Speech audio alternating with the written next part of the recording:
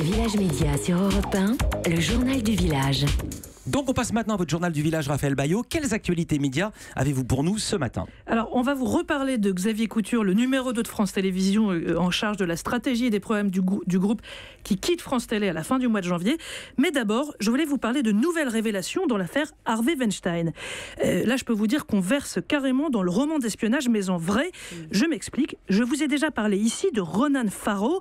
C'est ce journaliste américain, fils de l'actrice Mia Farrow, qui avait déjà compilé dans le New Yorker les témoignages accablants de plusieurs femmes victimes de Weinstein.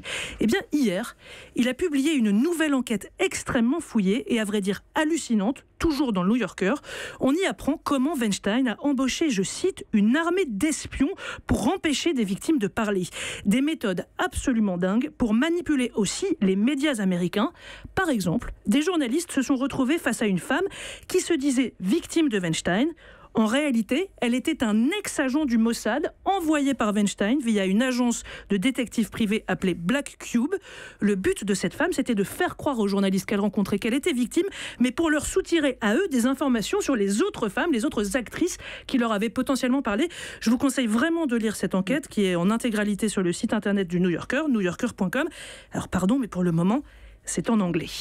Alors on va passer à beaucoup plus léger, Raphaël. Dernière info du jour, non pas la dernière, la seconde. On en sait plus ce matin sur les programmes de Noël de TF1.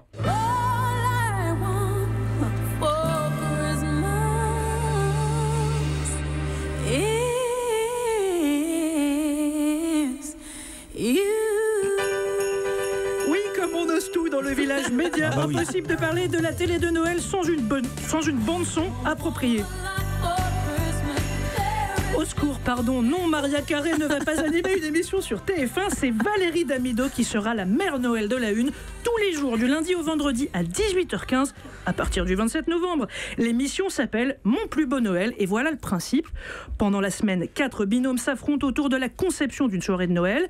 On les note sur le menu, sur la déco, il y a même un critère.